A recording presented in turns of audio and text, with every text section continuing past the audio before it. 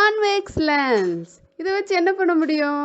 Reading lens செய்ய முடியும். எப்படி வீட்லயே ரீடிங் கிளாஸ் பண்றதுன்னு பார்க்கலாம்.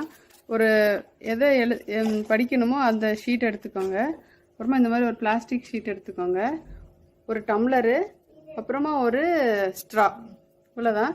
இப்போ நீங்கள் என்ன ரீட் பண்ணணும்னு நினைக்கிறீங்களோ அந்த ரீட் பண்ணுற மெட்டீரியலை எடுத்து வச்சுட்டு அதுக்கு மேலே இந்த மாதிரி பேப்பரை வச்சுக்கோங்க.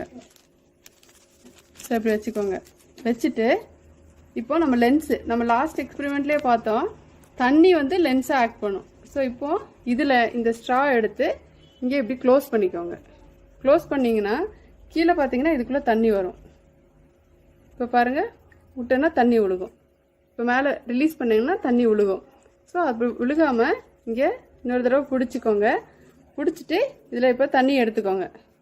இப்போ இந்த தண்ணி க்ளோஸ் பண்ணியே வச்சுட்டு இங்கே வந்து எதை ரீட் பண்ணணுமோ அந்த இடத்துல ரிலீஸ் பண்ணுங்கள். ஸோ தண்ணி விழுகும். இப்போ பாருங்கள், டிஃப்ரென்ஸ் தெரியுதா? பக்கத்தில் இருக்கிற எழுத்துக்கும் இந்த எழுத்துக்கும் டிஃப்ரென்ஸ் தெரியுதா? இப்போ CH இது பிக்காக தெரியுது. இப்போ இப்படியே தள்ளி விடுங்க, இது எல்லாமே பிக்காக தெரிஞ்சிட்டே வரும். ஸோ இதுதான் ரீடிங் லென்ஸ்.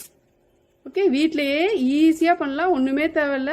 ஒரு பேப்பர் இருக்கணும், ஸ்ட்ரா இருக்கணும், தண்ணி இருக்கணும், ஒரு பிளாஸ்டிக் கவர். ஸோ இவ்வளோதான், ஈஸியாக லென்ஸு. ஓகே, இதுதான் ரீடிங் லென்ஸ். அப்போ லென்ஸு தண்ணி வழியில் கிரியேட் பண்ண முடியும். இதுதான் கான்வெக்ஸ் லென்ஸ். ஈஸியாக இருக்குது, ட்ரை பண்ணுங்கள். தேங்க்யூ.